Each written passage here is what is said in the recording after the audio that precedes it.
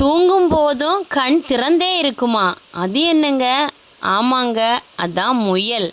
வனப்பகுதி, புல்வெளி, விவசாய நிலங்களில் தான் இது அதிகமாக வாழுமா.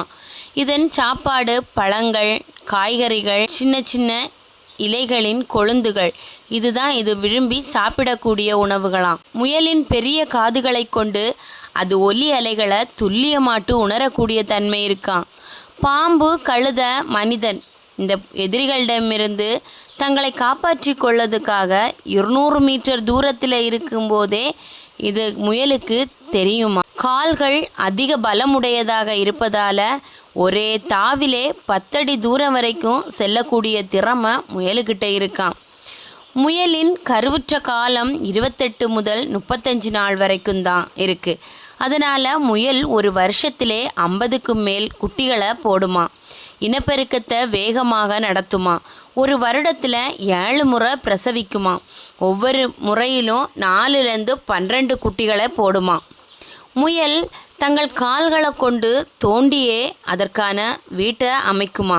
புலி, நரி, கழுதை, பாம்பு, பறவை இதற்கெல்லாமே முயல் இரையாக இருப்பதால் எப்போதுமே அது ஒரு பயத்தோடு தான் இருக்குமா. முயல் எல்லா உணர்வுகளையும் தெரியக்கூடிய ஒரு மென்மையான விலங்கு.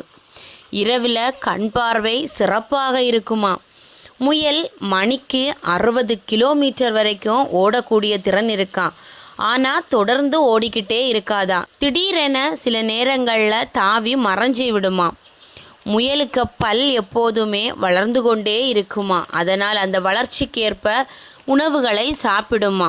முயல்கள் எப்போதும் கூட்டமாகத்தான் இருக்கும். ஆனால் முயல்கள் எப்போதும் தனிமையில் அமைதியாக இருப்பதையே விரும்புகிறதா. பல நகரங்களில் முயல் அமைதியின், இனிமையின், நலத்தின் சின்னமாக பார்க்கப்படுதாம். முயல் தூங்கும்போது ஒரு கண் திறந்தே இருக்குமா. ஏனென்றால் எதிரிகளிடமிருந்து தப்பித்து கொள்வதற்காக. முயலின் முடி சில இடங்களில் துணி தயாரிப்புக்கும் பயன்படுத்தப்படுகிறதாம். சில நாடுகளில் முயலை மாமிசமாகவும் சாப்பிட்றாங்களாம். இந்த மாதிரியான தகவல்கள். இந்த வீடியோ உங்களுக்கு பிடிச்சிருந்தா கண்டிப்பாக சேனலை லைக் பண்ணி சப்ஸ்கிரைப் பண்ணுங்கள் ஃப்ரெண்ட்ஸ். தேங்க்யூ.